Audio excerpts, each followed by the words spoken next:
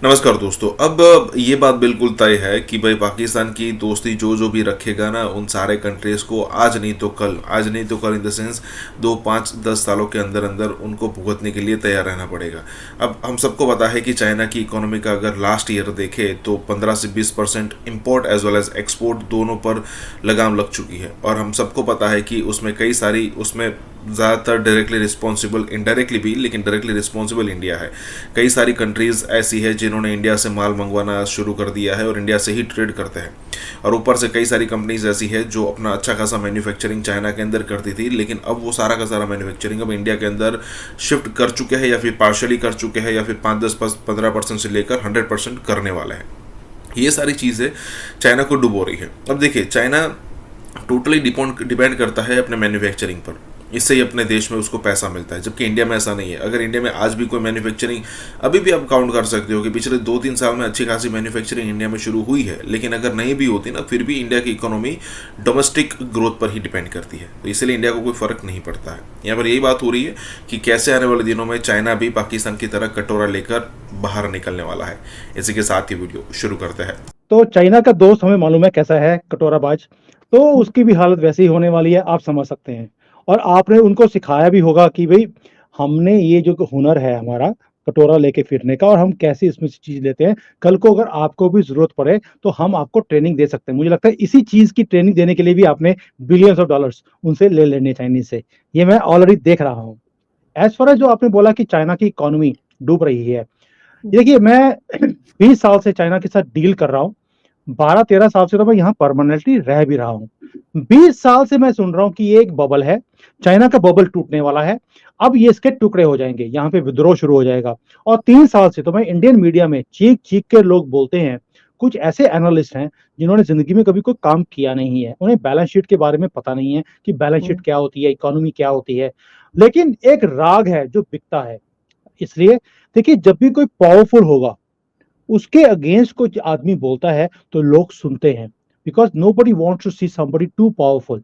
अपने मुल्क के बारे में कोई बोले कि हम बहुत पावरफुल हो रहे हैं, लोग सुनते हैं। लेकिन अपने दुश्मन मुल्क के बारे में कोई सुनना नहीं चाहता कि भी ये स्ट्रॉन्ग कंट्री है, या ये कल को बढ़ने वाली है, एक सुपर पावर बन जाएगी। फॉर एग्जाम्पल पाकिस्तान वाले अगर सुनते हैं कि Bharat permanent seat United Nations की लेने वाला है, आग लग जाती सबके पिछवाड़े में।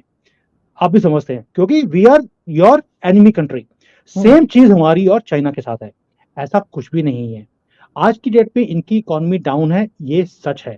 बिकॉज 3 साल जो कंप्लीट लॉकडाउन था, उसके कारण चाइना की इकोनॉमी को बहुत हिट हुआ है।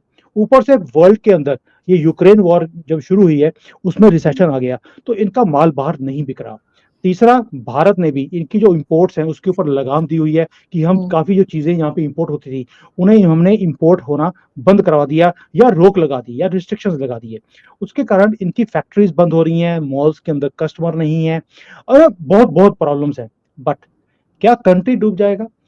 भाई पाकिस्तान जैसा कंट्री नहीं डूबा जिसके पास 1 रुपया नहीं है अपना, सारा उधार पे काम कर रहे हैं, एक भी इंडस्ट्री नहीं है एक्सेप्ट टेररिज्म, तो भी वो डूबा नहीं है। आपको लगता है चाइना जो पूरे दुनिया की फैक्ट्री है, इतना बड़ा इंफ्रास्ट्रक्चर इन्होंने खड़ा किया है, मैन्युफैक्चरिंग का, एक्सपोर्ट्स का, ये ऐसे खत्म हो जाएंगे? नहीं होते। मुल्क कभी भी खत्म नहीं होते। अब वेनेजुएला है, उसकी अप डाउन जो करती है। जी। उसका जो इकोनॉमी है वो ऑलमोस्ट 1000%, भी उसकी इन्फ्लेशन रेट 1000% से ऊपर है। आपकी तो सिर्फ 40 50% ही है, कोई फर्क नहीं पड़ता आपको। उनकी 1000% की महंगाई रेट है, तो भी वो डूबा नहीं। तो ये जो बोलते हैं कि बस अगले महीने डूब जाएगा, 3 महीने में इसके 10 टुकड़े हो जाएंगे और यहाँ पर विद्रोह होना शुरू हो जाएगा, लोग आजादी ले लेंगे भी 10 टुकड़े टुकड़े के बाद। ऐसा कुछ भी नहीं है। वाई? बिकॉज कंट्री के अंदर ताकत है, इनके पास सेकेंडली पॉलिसीज हैं। अभी इन्होंने और पॉलिसीज निकाली हैं, अभी अभी 3 4 दिन पहले ही इन्होंने पॉलिसीज निकाली हैं पूरी इकोनॉमी को रिवाइव करने के लिए। और मुझे लगता है, being analyst and economist also, कि जो ये नई पॉलिसीज आई हैं, इसमें कंट्री की जो हालत है वो सुधरनी शुरू होगी। मनी जो रोटेशन है वो निकलना शुरू हो जाएगा, और कॉन्फिडेंस भी आएगा कंट्री के अंदर। So it is only a matter of time.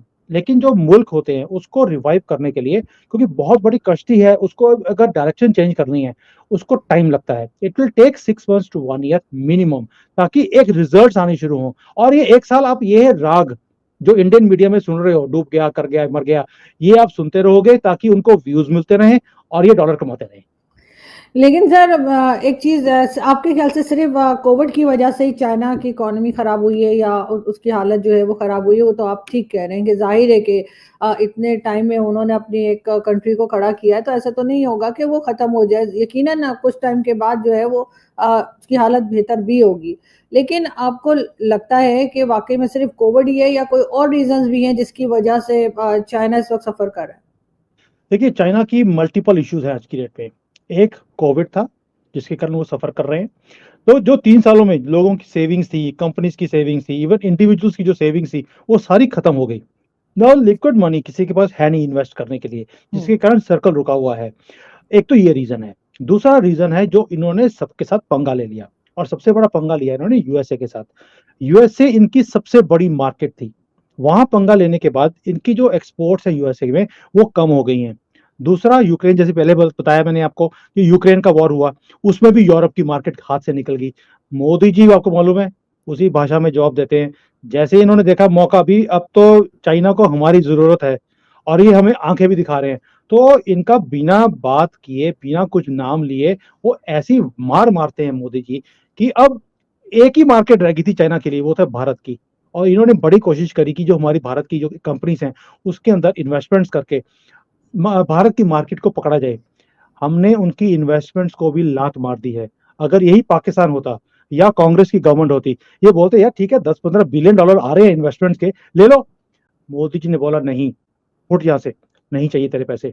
तो हमने वो बिलियंस ऑफ डॉलर्स की इन्वेस्टमेंट्स जो चाइना ने करने की कोशिश करी हमारे मुल्क के अंदर पिछले 3 सालों में, हमने नहीं लिया। और ये सबसे बड़ी मार दी है मोदी जी ने चाइना को। ये मल्टीपल रीजंस हैं जिसके कारण इनको प्रॉब्लम है। लेकिन अब चाइना क्या कर रहा है?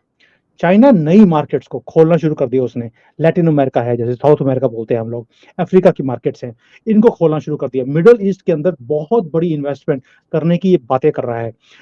सीरिया जैसी कंट्री जिसको कोई हाथ नहीं डालता, वहां पे इन्वेस्टमेंट्स है। आपको तो उन्होंने चूरन $50 बिलियन का दे ही दिया। और आपको याद होगा, आपने मेरे से क्वेश्चन पूछा था कि सर 50 बिलियन आ रहा है नया रेलवे लाइन, मैंने क्या बोला था आपको? नहीं आएगा। ये एक नया रूट निकालेंगे अफगानिस्तान टू ईरान, आपको बाईपास करेंगे। याद है आपको? सबसे पहले मैंने आपको ये चीज दी थी, because I had talk to inside people, they said we are sick with Pakistan, हम पाकिस्तान में इन्वेस्टमेंट्स और नहीं कर सकते। हमें पता लग गया कि हमारे पैसे वापस नहीं आने, ये डूब गए। इन्होंने हमें चूना लगा दिया। तो उन्होंने ऑलरेडी वो नया रूट चाइना टू अफगानिस्तान बना लिया है, विच आई हैड टोल्ड यू। और आप कह रहे थे नहीं सर, हमारी तो दूध, शहद, हिमालय, जो आप ये बातें बोलते हो, ये आपको लगता था कि ऐसा नहीं होगा। आपकी स्ट्रेटेजिक इंपॉर्टेंस इतनी ज्यादा है कि चाइना आपको $50 बिलियन और प्लेट पे डाल के दे देगा।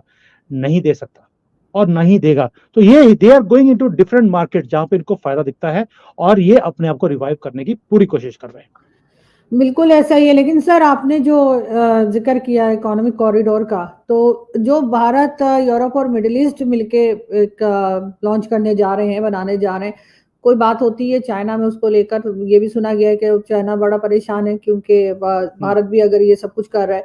और दूसरा, मैं इसी के साथ एक और क्वेश्चन भी जोड़ देती हूँ कि कभी फ्यूचर में आपको लगता है कहीं जाकर भारत और चाइना जो है इनके आपस में टर्म्स बेहतर हो सकते हैं? देखिए अर्जुन, पहला क्वेश्चन जो आपका है कि चाइना में इस कॉरिडोर के बारे में क्या बात होती है, चाइना इज लाफिंग। यहाँ पर सोशल मीडिया के अंदर दे आर सेइंग कि इंडिया एक ऐसी प्रोजेक्ट को करने की कोशिश कर रहा है जो फेल हो चुका है, क्योंकि अभी तो हमने एक ईंट भी रखी नहीं उसकी प्रोजेक्ट की। इन्होंने ऑलरेडी उसको डिक्लेयर भी कर दिया कि ये फेल्ड है। उसका रीजन क्या है? रीजन ये है कि चाइना को मालूम है कि यहाँ पर जो इस खित्ते में जो ट्रबल मेकर्स हैं वो दो ही कंट्रीज हैं, एक है पाकिस्तान, दूसरा है तुर्की है। जैसे ही हमने इस प्रोजेक्ट को अनाउंस किया, आपने देखा होगा कि पाकिस्तान का एक आदमी तुर्की में गया, वहां पर मीटिंग हुई ऑन द बेसिस ऑफ कि चाइना ने बोला था पाकिस्तान को कि आप जाके तुर्की में बात कीजिए, और तुर्की वाले उर्दगन ने एक स्टेटमेंट दे दिया कि ये प्रोजेक्ट मेरे बिना नहीं होने दूंगा, मैं इसको शुरू भी होने नहीं दूंगा, आपको मुझे इसमें डालना पड़ेगा। दैट मीन्स चाइना ने ऑलरेडी अपनी गोटियां खेलनी शुरू कर दी कि इस प्रोजेक्ट को फेल किया जाए। सो एक तो ये चीज है, और चाइना को लगता है, कॉन्फिडेंस है कि पाकिस्तान जैसा कंट्री अगर उसके पाले में है, क्योंकि अब चाइना भी इस वक्त भीख का कटोरा लेके फिर रहा है और आप तो चैंपियन है ही हैं, तो उसको लगता है कि ये दोस्ती जो है हमारी इतनी स्ट्रांग है कि हम कुछ भी करवा सकते हैं पाकिस्तान से। So Pakistan is playing that role कि भारत कहीं इतना स्ट्रांग ना हो जाए कि इसकी मार्केट्स यूरोप तक इसको कॉरिडोर मिल जाए। तुर्की भी ये नहीं चाहता है, बिकॉज उसको भी है कि उम्मा, ऑटोमन एम्पायर, ऑल दो थिंग्स। और चाइना को ऐसे बेवकूफ तो चाहिए जो इसके इरादों को अंजाम दे और भारत की तरक्की को रोके। तो एक तो ये चीज है। दूसरा, आपने बोला कि क्या भारत और चाइना इकट्ठे हो सकते हैं। भारत भी चाहता है कि टर्म्स हमारी चाइना के साथ अच्छी रहे। ट्रेड हमारा ऑलरेडी चल रहा है, बैकडोर हमारी ऑलरेडी टॉक चलती हैं, इसीलिए ये ट्रेड भी हो रहा है। 150 बिलियन कम अमाउंट नहीं होता। आपकी 50% जीडीपी का तो हम ट्रेड चाइना के साथ साल में कर लेते हैं। तो चाइना भी चाहता है कि भारत की जो इतनी बड़ी मार्केट उसको दिखती है अभी, और जो जैसे हमारे यहाँ पे गरीबी के जो लोग हैं वो कम होते जा रहे हैं, मिडिल क्लास बढ़ती जा रही है, अपर क्लास बढ़ती जा रही है, मैक्सिमम नंबर ऑफ बिलियनर जो आ रहे हैं वो हमारी कंट्री से आ रहे हैं। अगर आप स्टार्टअप देखें, आप हमारे यूनिकॉर्न्स देखें, we are the second largest in the world. तो चाइना भी चाहता है कि इस मार्केट के अंदर वो लूज ना करे इस मार्केट को। They want better relations, but ये बेटर रिलेशंस कौन नहीं होने देता? एक ही है, वो है अमेरिका। वो नहीं चाहता कि चाइना और इंडिया इकट्ठे हो जाएं, क्योंकि उसका इंटरेस्ट बिल्कुल ही खत्म हो जाता है इस एरिया में। क्योंकि अगर हम दोनों इकट्ठे मिल जाते हैं, दैट मीन्स सारी दुनिया को हम अपने पीछे लगा लेंगे, और ये कभी भी होने नहीं देंगे। कोई ना कोई आपको आर्टिकल मिल जाएगा, कोई ना कोई स्टेटमेंट आ जाएगी, कोई ना कोई कभी वो ताइवान चले जाएंगे पंगा लेने के लिए, कभी वो अरुणाचल में आ जाएगा उनका जो ये फॉरेन मिनिस्टर होता है, या कोई भी आप यहाँ पर आएगा, they will go to Ladakh, they will go to Arunachal, वो चाइना को आग लग जाती है उसमें। So they will keep on doing those things, जैसे पाकिस्तान में भी करते हैं कि जो आपका एम्बेसडर है वो पीओके चला गया, गिलगिट चला गया, अननेसेसरी, ताकि चाइना के और पाकिस्तान के और इंडिया के रिलेशन कहीं ठीक ना हो जाए। ये गेम्स चलती रहेंगी, बट ओनली थिंग इज